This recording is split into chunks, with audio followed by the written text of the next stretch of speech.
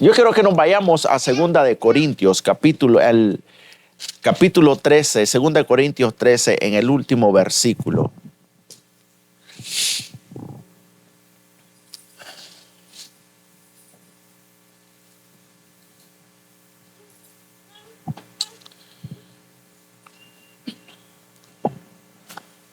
No sé si ya empezaron a transmitirse. Okay. Lo tienen. 2 Corintios. Y es una palabra esto es una palabra que hemos estado viendo nosotros en lo que es el discipulado. 2 Corintios capítulo 13. Vamos a leerlo, el verso 11 al 14. ¿Le parece? ¿Estamos listos? Dice la palabra de Dios.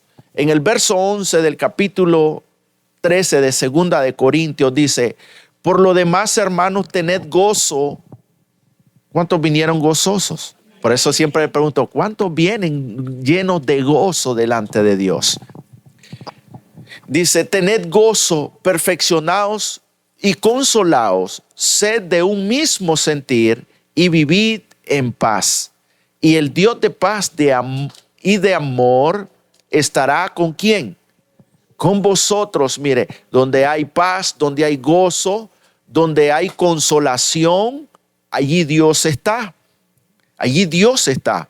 Y si estas cosas hay paz, hay gozo, hay amor, hay consolación, Dios va a estar en medio de nosotros. Amén.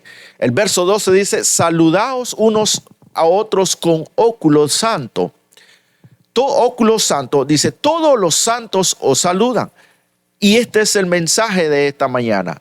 El verso 14 dice: la gracia del Señor Jesucristo, el amor de Dios y la comunión del Espíritu Santo sean con todos vosotros. Sean con todos vosotros. Levante su mano derecha y diga conmigo: voy a escuchar, voy a entender y voy a obedecer. Una vez más, voy a escuchar, voy a entender y voy a obedecer. Amén, amén, amén. Bendito sea el Señor Jesús.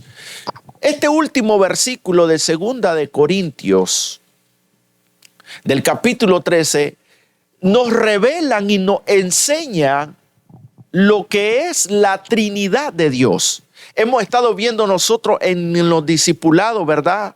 Y hemos estado aprendiendo que Dios es un Dios trino, pero Dios es uno. La Biblia nos enseña que hay un solo Dios, pero Dios es trino. Dios es Padre, Dios es Hijo y Dios es Espíritu Santo. Yo quiero que nosotros entendamos y aprendamos algo, que cada uno de estas tres personas tiene un rol diferente. Y este versículo 14, que nos enseña la Trinidad de Dios, la deidad de Dios, nos enseña las tres cosas que cada uno ejerce. Dice: la gracia del Señor Jesucristo, el amor de Dios y la comunión del Espíritu Santo. Mire que ni uno de los tres queda fuera en este verso. Ni uno. Cada uno tiene un rol diferente. Si nosotros nos detenemos y ponemos atención a este versículo, vamos a ver que cada uno está ejerciendo algo diferente. Y debemos de tomar nota y debemos de preguntar, debemos de detenernos, debemos de escribir y debemos de autopreguntarnos cuál es la diferencia entre uno y el otro. ¿Por qué uno hace una cosa? ¿Por qué el otro hace otra cosa? Porque cada uno ejerce algo diferente. ¿Se acuerdan que yo les enseñé que el Hijo no fue enviado? Perdón, que el Padre no fue enviado. ¿Quién es enviado? El Hijo es enviado, ¿verdad? El Espíritu Santo es el que ejecuta todas las cosas. ¿Ve? Pero el Padre toma una decisión, pero el Hijo es enviado y el Espíritu Santo es el que ejecuta todo. Entonces, aquí nosotros podemos ver, dice, la gracia del Señor Jesucristo. Yo quiero que entendamos en esta mañana, no hay nadie que pueda ser salvo si no es por la gracia de Jesús. La gracia de Cristo Jesús, escuche, la gracia del Señor Jesús vino a nosotros a través de la salvación. Jesús ha derramado una gracia inmerecida. En otras palabras, lo que quiero dar a entender es que nosotros no merecíamos la gracia. Jesús pagó un precio muy alto que la salvación nadie puede pagar. Nadie puede pagarla. Por eso el Señor Jesús la dejó una gracia para que nosotros por gracia fuésemos salvos. Por eso el Señor dejó gracia para que fuésemos salvos por esa misma gracia. Porque hay un precio demasiado alto que nadie en este mundo podría pagar. Nadie puede darse el lujo de decir yo voy a comprar mi salvación. Jesús pagó el único precio, el precio más alto que ningún ser humano podría pagar. Ningún ser humano podría pagar el precio tan grande que Jesús pagó en la cruz. Y por medio de esa gracia, entonces hoy nosotros, todo aquel que recibe a Jesús, es hijo de Dios y recibe salvación. Y recibe redención bajo esa gracia. Y nosotros debemos de entender que la gracia viene a través de Jesús. Por eso el verso dice que la gracia de Jesús sea en nosotros. Usted debe estar seguro de que la gracia del Señor esté en ustedes. ¿Sí o no? Usted debe asegurarse que la gracia del Señor abunde en ustedes. Asegúrese que en usted, en su hogar, en sus hijos, en su propia vida, la gracia sobreabunde. En su casa sobreabunde la gracia de Dios. Sobreabunde. Diga conmigo, en mi casa sobreabunda la gracia. Amén. Si hay gracia, hay salvación. Si hay gracia, hay salvación. Y yo quiero que entienda esto. Ahora, la gracia... Por la gracia antes no era así. En los tiempos de los profetas, en los tiempos bíblicos no era así. Nadie era salvo por la gracia. Todos tenían que pagar un precio. Todos tenían que andar. La ley los mantenía caminando sobre un solo camino. La ley, si usted violaba la ley, usted se condenaba. Si nosotros violábamos una ley, la ley misma nos castigaba a nosotros mismos. Nos castigaba a nosotros mismos. Ahora nosotros ya no estamos ni vivimos bajo la ley, sino bajo una gracia. Ahora, la gracia quiere decir que nosotros podemos vivir a como nosotros queremos solamente porque somos salvos por gracia. Debemos de vivir como nosotros queremos. Ahora, la gracia nos da la licencia de poder hacer lo que nosotros queremos. O la gracia nos da la licencia de pecar. Si somos salvos por gracia, la gracia nos da la licencia de hacer lo malo. En ninguna manera. En ninguna manera. No significa, bueno, yo soy salvo por gracia, entonces yo puedo hacer lo que yo quiera, no tengo que pagar un precio. No. No, hay un precio muy alto por el cual nosotros podemos pagar. Y es el precio si usted quiere ser un hijo de Dios, si usted quiere ser un discípulo de Dios, usted tiene que pagar un precio. Usted puede ser salvo por gracia, pero para ser un discípulo de Dios, un hijo de Dios, un embajador de Dios, usted tiene que pagar un precio. Usted quiere ser ungido, usted quiere ser lleno de la unción del poder del Espíritu de Dios, entonces tenemos que pagar un precio. Es algo muy diferente. Es algo muy diferente. ¿Se acuerdan que en los discipulados también yo le he dicho, hicimos un ejercicio, una gran diferencia entre lo que era la gracia barata y lo que era gracia sustanciosa? La gracia barata es aquella que decimos, bueno, yo recibo a Jesús, yo soy salvo, entonces yo voy a vivir a como yo quiero. Y hay muchos que se atreven a vivir de esa manera. a vivir como nosotros queremos. Y nos acomodamos, el evangelio lo acomodamos a como nosotros pensamos, a como nosotros creemos que va a estar bien.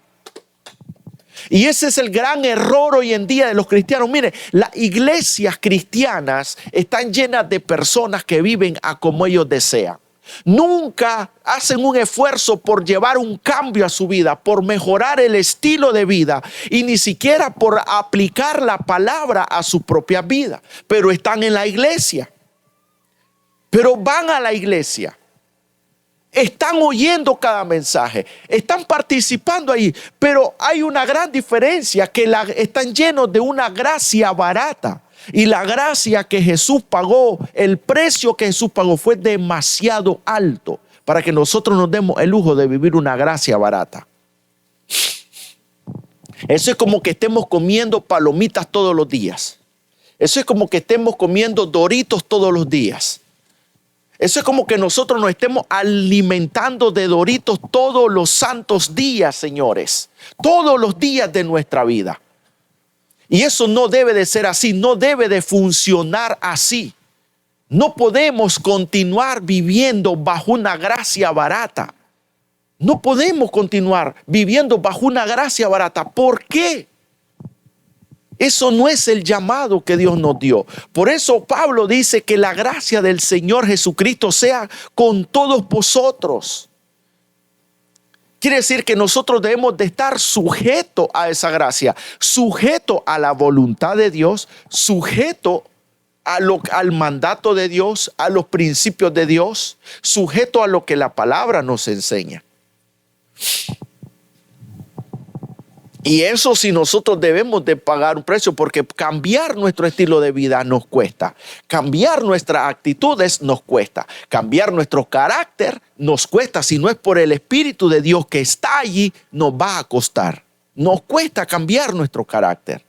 Hay un precio que pagar. Dice la Biblia que debemos de tomar nuestra cruz y seguirnos todos los días. Toma tu cruz y sígueme. ¿Cuál es su cruz? ¿Cuál es la cruz que ustedes están cargando? Simplemente vamos a ignorar la cruz y vamos a continuar viviendo a como nosotros creemos que está bien, a nuestra propia ley. La palabra de Dios, el evangelio está lleno de principios, está lleno de valores y debemos de cumplir cada uno de esos valores. Debemos de aprender a cumplir cada uno de esos principios. Es impresionante cómo Pablo dice, cómo Pablo nos enseña y nos dice en el último, y lo deja de último, lo deja para lo último. Dice que la gracia, dice que la gracia del Señor Jesucristo, mire cómo cierra este capítulo. Cómo cierra este capítulo del libro de Corintios, de la segunda epístola. Si usted se fija, Pablo le vuela duro a la iglesia de los Corintios. La iglesia de los Corintios, ellos pensaban que eran una iglesia perfecta. La iglesia de los Corintios, ellos pensaban que ellos tenían todos los dones, que hacían las cosas, que todo lo que hacían estaba excelente, que estaba a la perfección. Y Pablo muchas veces los confrontó una y otra vez. Le enseñó cómo debía de ser, los discipuló, los guió por el camino donde ellos debían de seguir, cómo debían de hacer las cosas, de qué manera cómo debíamos nosotros de actuar. Y en la manera, es sorprendente en la manera como Pablo cierra, dice, la gracia del Señor Jesucristo. ¿Por qué? Porque la gracia, no hay salvación en otro. No hay otro Dios en el cual nosotros podamos encontrar gracia, solo a través de Jesús. No hay otro Dios en que podamos encontrar salvación, solo a través de Jesús. No hay otro en el cual nosotros podamos ser restaurados, redimidos solamente a través de Cristo Jesús. Si nosotros tenemos un problema, si nosotros somos el problema, entonces la solución debe de venir de afuera.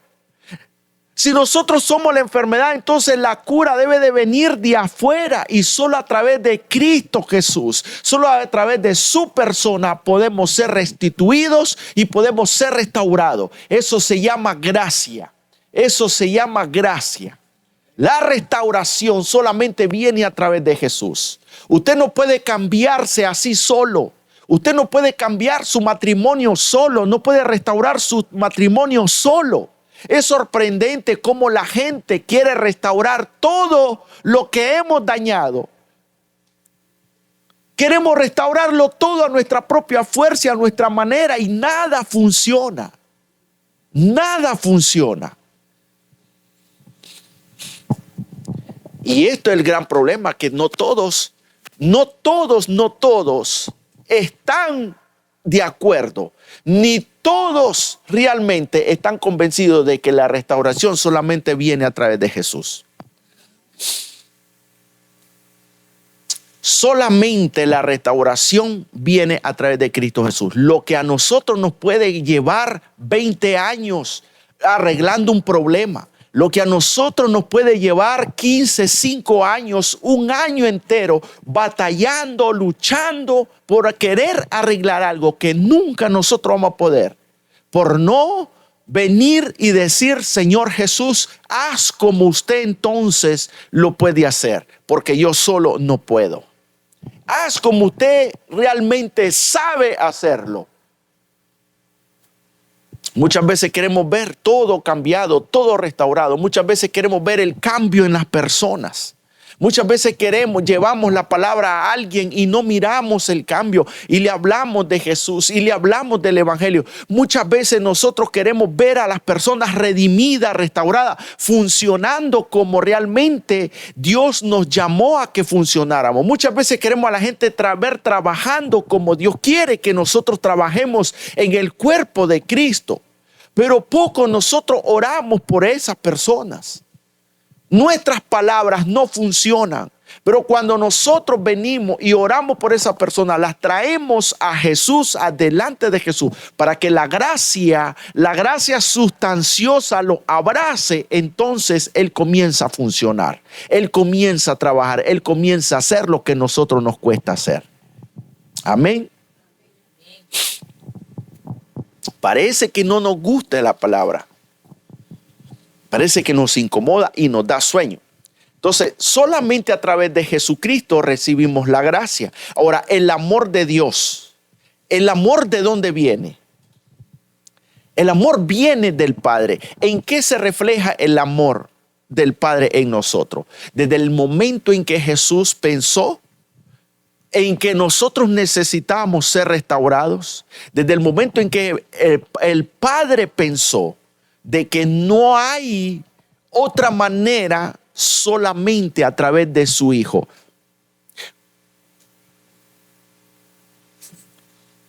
Cuando el Señor dice, porque de tal manera amó Dios al mundo, eso es una palabra, eso es una revelación. El Padre refleja su amor en nosotros.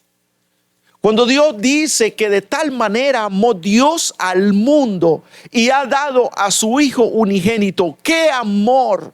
¡Qué amor más grande! ¿Cómo, de qué otra manera el Padre Dios, nuestro Padre Celestial, nos puede reflejar su amor si nos dio a su Hijo a pagar un precio que el cual no debió hacerlo, un precio que nos tocaba a nosotros? Un sacrificio que por ley nos tocaba a nosotros pagar, pero el Padre decide, no lo van a hacer ellos, sino va a ser mi Hijo.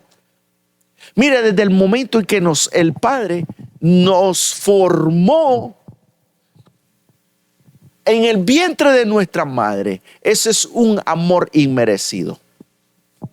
El amor del Padre no debe de faltar en nosotros. Ustedes están aquí conmigo. ¿Saben por qué? Porque Dios pensó en formarnos a nosotros. Dios nos ha hecho crecer en sabiduría, nos ha hecho crecer en sanidad, nos ha hecho crecer de una manera tan hermosa. Mire que usted disfruta de su salud, usted disfruta de su trabajo. Usted disfruta de familia, usted disfruta de sus hijos, usted disfruta de todo usted tiene. Usted no tiene ningún problema, ningún obstáculo para poder hacer cualquier cosa. Usted disfruta de recursos que nadie más disfruta. Eso es del amor, eso es el amor del Padre. Y ese amor solamente a través del Padre nosotros podemos recibirlo. El Padre, escuche, el Padre pensó en formarnos a nosotros. Y debemos de detenernos en un instante en ese amor. En ese amor inmerecido. Y Dios está reclamando ese amor que a nosotros se nos ha enfriado muchas veces. Usted se acuerda lo que el Señor le reclamó. Si usted se va a Apocalipsis, en los primeros capítulos el Señor le habla a las 7 iglesias. Y una de las cosas, no hay ni una iglesia que el Padre le dice que su primer amor se ha ido. Y el Padre le reclama por su primer amor, no reclama por otras cosas. El Señor le dice, sí, yo sé que ustedes odian lo que ustedes aborrecen lo que yo aborrezco. Yo sé que ustedes han encontrado a los falsos profetas.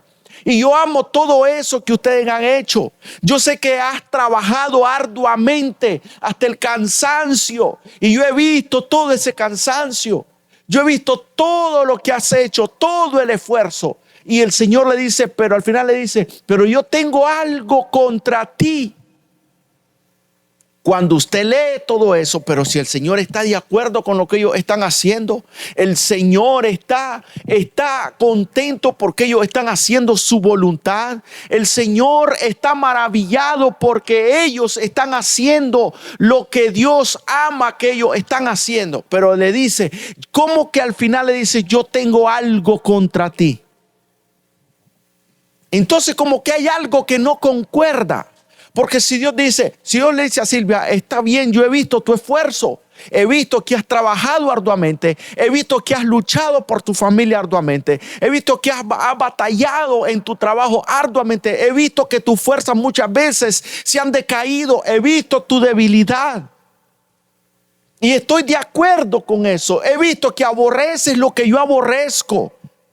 Has sacado la maldad de tu casa y eso me agrada. Y al final le dice, pero tengo algo contra ti. Entonces decimos, entonces Señor, ¿cómo es la cosa? Y el Señor solamente reclama y Él le dice, es que olvidaste tu primer amor. Quiere decir que nosotros podemos estar funcionando. Podemos nosotros estar en adoración, podemos estar adorando al Señor, tocando un instrumento, podemos estar haciendo servicio, podemos discipular a la gente, podemos estar trayendo a la gente, podemos estar estudiando la palabra, podemos orar incluso, pero el amor se nos ha ido.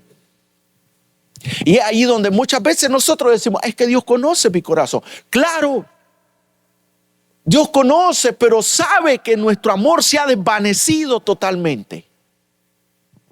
Se ha desvanecido. Usted sabe con cuánto deseo. Cuando el primer amor, cuando Dios habla del primer amor, es cuando nosotros les conocemos. ¿A cuánto les gusta el discipulado? Y entre más usted recibe un discipulado, usted más se enamora de Dios. Entre usted más conoce, usted más sabe, usted quiere más. Usted quiere más. ¿Por qué? Porque usted está aprendiendo, está en el primer amor. Y ese primer amor no debe de desvanecerse, no debe de irse, no debe de frustrarse, no debe de quebrarse. Y eso es lo que sucede entre nosotros, que al principio leemos la Biblia, estudiamos, oramos, le preguntamos al Señor, ¿cómo es esto, Señor? ¿Qué debo de hacer? No entiendo esto, y vamos a los discipulados y practicamos en la iglesia y vamos, participamos, evangelizamos y vamos y hacemos esto y nos metemos a la escuela, nos preparamos, estamos llenos. Y nos llenamos más y nos llenamos más. Pero a un determinado tiempo, eso se va. Nosotros lo fuimos desvaneciendo y apagando y apagando y apagando. Y seguimos haciendo las cosas bien. Seguimos practicando las cosas que Dios nos ha mandado a hacer. Pero el primer amor, dice el Señor Jesús, se desvaneció. El primer amor se fue.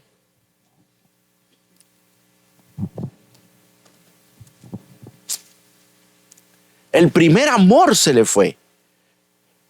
Y Pablo le dice a la iglesia, el amor de Dios, le dice, el amor de Dios esté siempre con ustedes. Lo que Pablo está recomendando es que, están trabajando para el Señor, trabajen, está bien, pero no descuiden el amor. Si ustedes descuidan el amor entre ustedes dos, todo se enfrió, todo se fue, nada va a funcionar, aunque estén durmiendo juntos.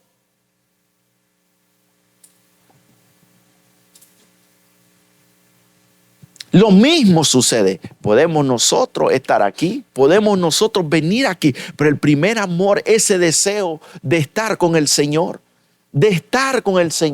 ese deseo de buscar más de su poder, de buscar más de su presencia, el deseo de alejarnos de las cosas que nos alejan de Dios, el deseo de apartarnos de todo aquello que no nos hace bien. Todo eso nosotros lo descuidamos hasta que hay un momento y el Señor dice, ¿y tu primer amor dónde está? Se desvaneció. Y Dios reclama eso. Y una de las cosas, no hay remedio para eso. ¿Sabe qué es lo que hay que hacer? El Señor le dice a la iglesia, y le da el consejo. Le da el consejo y le dice, tu primer amor se fue, pero te voy a enseñar a recuperarlo. Y le dice, vuélvete, mira de dónde has caído. Vuélvete atrás, observa, pon atención y mira desde dónde has caído. Quiere decir que hay que retrocedernos. ¿Por qué el primer amor se fue? ¿Por qué el primer amor vino y se desvaneció? ¿Qué es lo que causó que el amor se desvaneciera? ¿Qué provocó que el amor se fracturara? ¿Qué es lo que provocó que yo viniera y me fuera olvidando poco a poco de ese amor? El Señor le dice, mira de dónde has caído, regrésate atrás, bien sabes que lo que empezaste a hacer para que ese amor se fuera enfriando, para que ese amor se fuera desvaneciendo. Mire, cuando nosotros no tenemos amor, a nosotros no nos importan las personas. Cuando nosotros no tenemos amor, no nos importa recuperar nada. Todo nos vale tres pepinos, no importa si se pierde, que se pierda. Pero cuando nosotros no tenemos amor, no nos interesa recuperar nada. Cuando no tenemos amor, ni siquiera nosotros vamos a abrir nuestra boca y decir, Cristo te ama.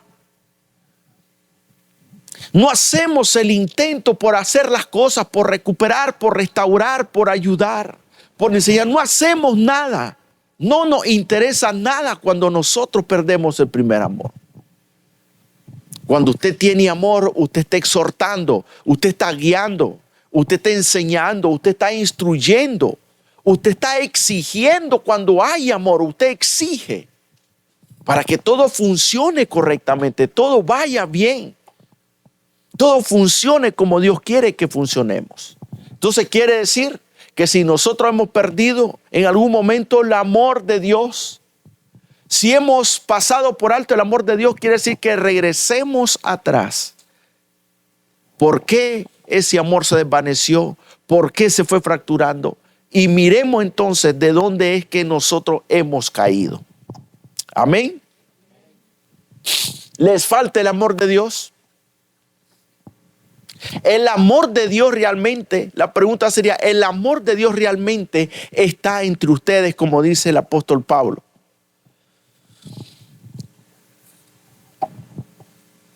Dice la gracia de Jesucristo, el amor de Dios. Y lo último que quiero decir es acerca de lo que es la comunión. ¿De qué? La comunión del Espíritu Santo. Y esto es vital. Aprendemos de la gracia, no tenemos gracia barata, debemos nosotros de pagar un precio. No podemos hacer nada, no podemos continuar todo lo que podamos hacer si no hay amor. ¿Sabe? con esto del amor, ¿sabe qué enseñaba Pablo? Él decía, si no hay, ¿de qué sirve que usted tenga profecía, que usted sea una profeta? ¿De qué sirve que usted que tenga los dones? ¿De qué sirve que usted pueda interpretar las profecías? Pero si no hay amor, dice Pablo, es como un metal que resuena nada más.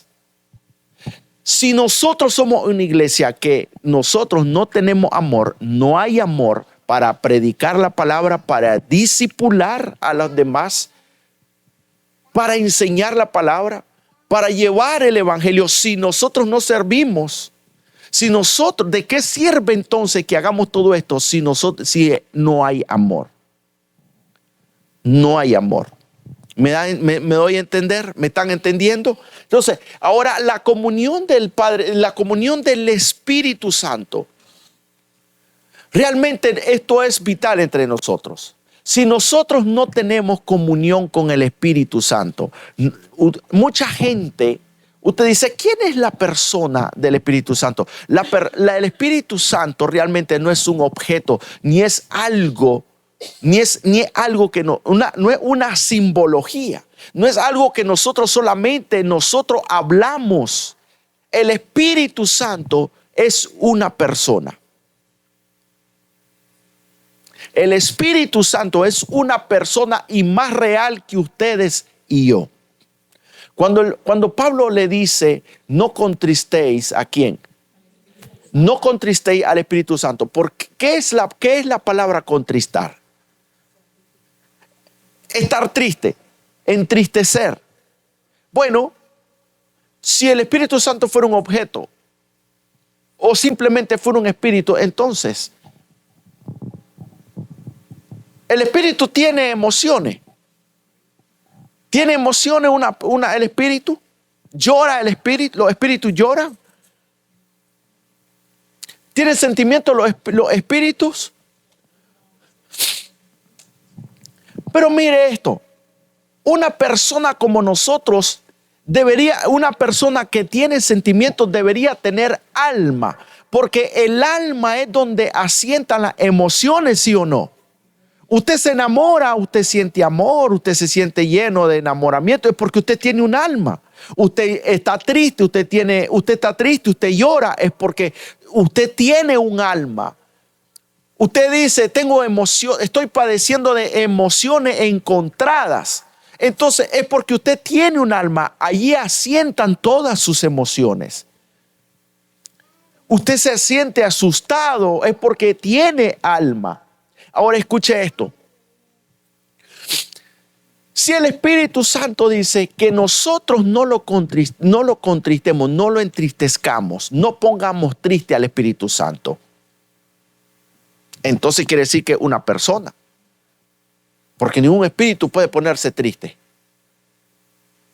pero una persona sí. La única diferencia es que nosotros no podemos verlo, pero sí podemos sentirlo en nosotros.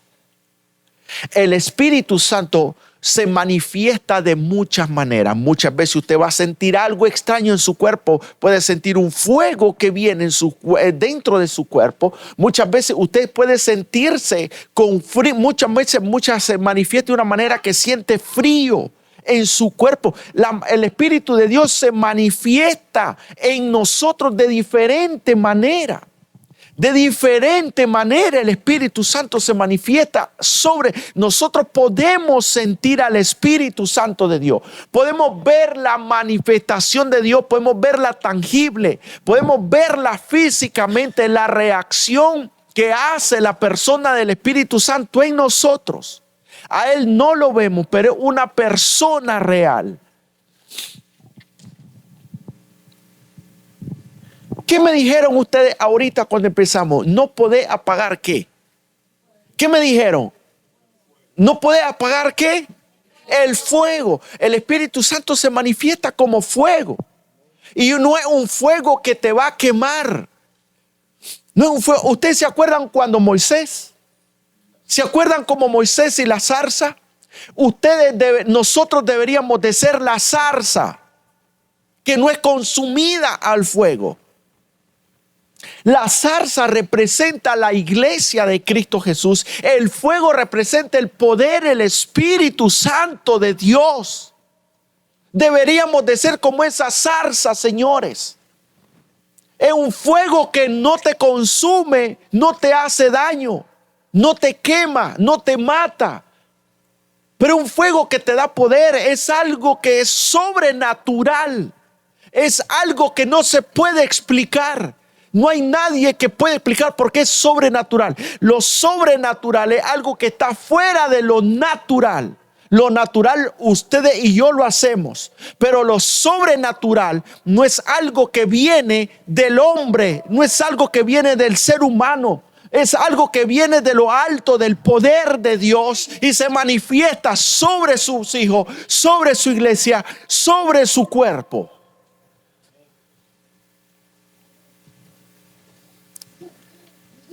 El Espíritu Santo es la persona más real más que ustedes y nosotros. Más que ustedes y nosotros. Hay gente que no se puede explicar lo que siente cuando está llena del Espíritu Santo.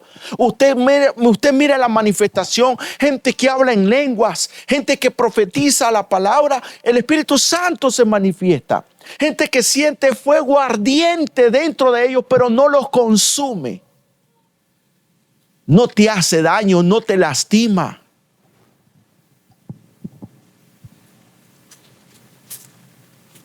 El Espíritu Santo te lleva a ser una mejor persona, te guía a ser lo mejor. El Espíritu de Dios te guía a ser lo mejor. Te lleva a entender las cosas más profundas. El Espíritu Santo es el único que puede revelarnos el corazón de Dios, el que conoce todo de Dios. El Espíritu de Dios conoce lo más profundo del corazón del Padre. Cuando Jesús le dijo a sus discípulos, enviaré otro consolador y Él recordará todos los que yo os he enseñado. El Espíritu de Dios va a recordarte todo lo que la palabra de Dios, lo que no entiendes, lo que lee, Él te lo va a recordar. Te va a traer a memoria todo lo que tiene en el corazón del Padre. Te va a enseñar lo más profundo, lo más oculto. Es por eso que nosotros en la carne no podemos meditar en la palabra. Bien dice la palabra de Dios en Romanos que el hombre natural no percibe las cosas del Espíritu. No las puede percibir. ¿Por qué? Porque ciertamente el hombre es carne. Pero cuando usted vive en el Espíritu de Dios, usted tiene el Espíritu de Dios, el mismo Espíritu te va a hacer entender las cosas que usted no entiende. Te va a revelar lo que usted no ha entendido ni le ha sido revelado por hombre. Cuando Jesús le dijo a Pedro, Pedro, ciertamente eso no ha venido de carne, sino de ¿qué? Sino de mi Padre que está en los cielos.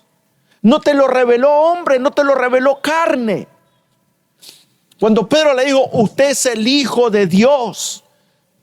¿Por qué? Porque en la carne nosotros no podemos discernir las cosas del Espíritu. La carne es pecado. La carne es maldad.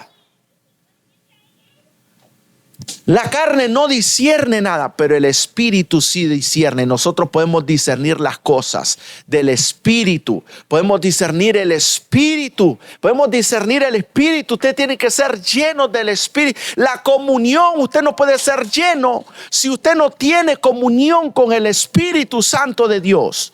No puede ser lleno. No puede ser lleno.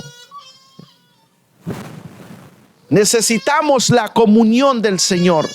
Necesitamos comunión de Dios. La comunión del Espíritu Santo. La comunión del Espíritu Santo dice, sean con todos, con algunos. Dice, la comunión sea con todos vosotros. Necesitamos tener comunión. Necesitamos tener comunión. Ustedes necesitan tener una comunión íntima con el Espíritu Santo. Necesitan tener, mire lo que dice en Salmo 51.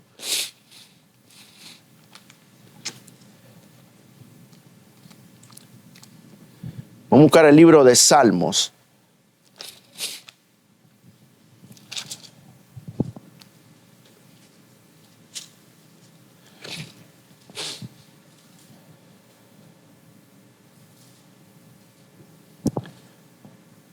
Salmo 51:6 dice: he aquí, tú amas la verdad en lo íntimo y en lo secreto me has hecho comprender sabiduría. ¿A dónde ama?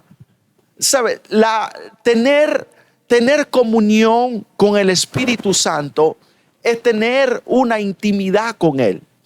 Cuando nosotros tenemos comunión con el Espíritu de Dios, escuche, cuando tenemos comunión con el Espíritu de Dios,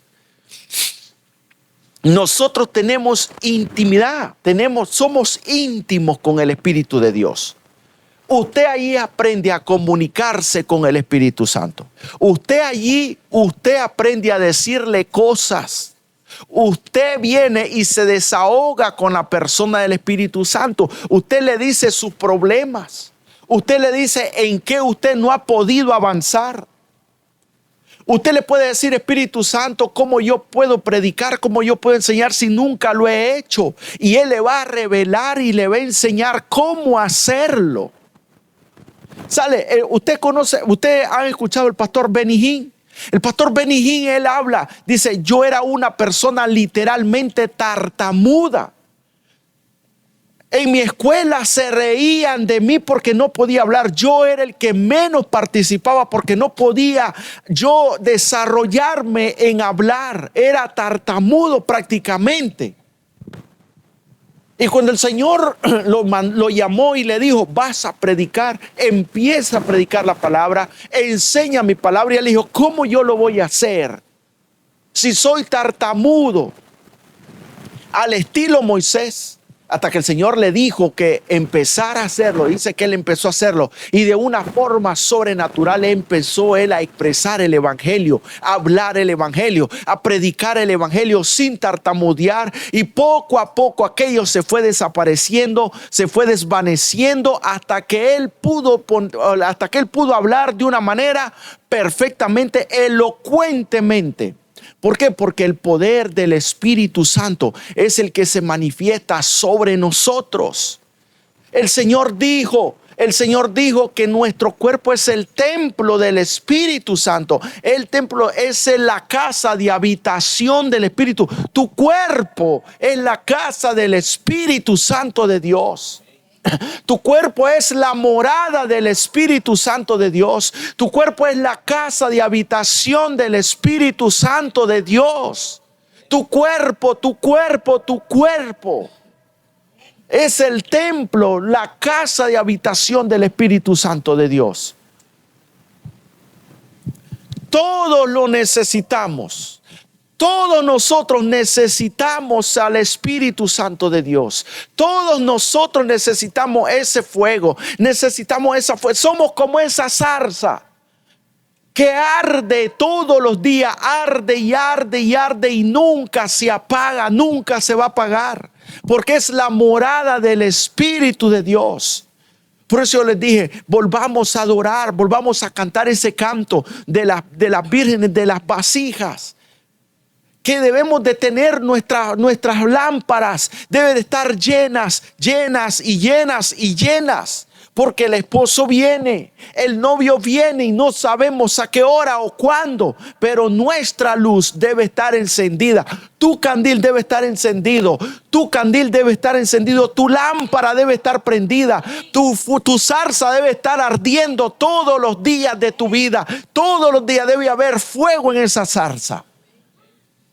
Bendito sea el Señor Jesús. La comunión, esto es lo que hace la comunión. Esto es lo que hace la comunión. Póngase sobre sus pies. Dice: he aquí, tú amas la verdad en lo íntimo y en lo secreto me haces comprender la sabiduría. En lo secreto me haces entender cómo. ¿Dónde vamos a encontrar la sabiduría? En lo secreto. En lo secreto. Allí es en esa comunión que nosotros tenemos con el Espíritu, es donde vamos a entender, nos vamos a volver sabios. Nos vamos a volver sabios. Ahí el Señor nos hace entender sabiduría. Vamos a entender sabiduría. Entonces nosotros tenemos la gracia de Jesucristo esté con nosotros, el amor del Padre abunde en nosotros y que la comunión del Espíritu Santo sea con nosotros también. ¿Cuánto dan gloria a Dios? ¿Cuánto van a practicar estas tres cosas? Oh, denle un aplauso fuerte al Señor, fuerte al Rey. Oh, fuerte al Señor Jesús.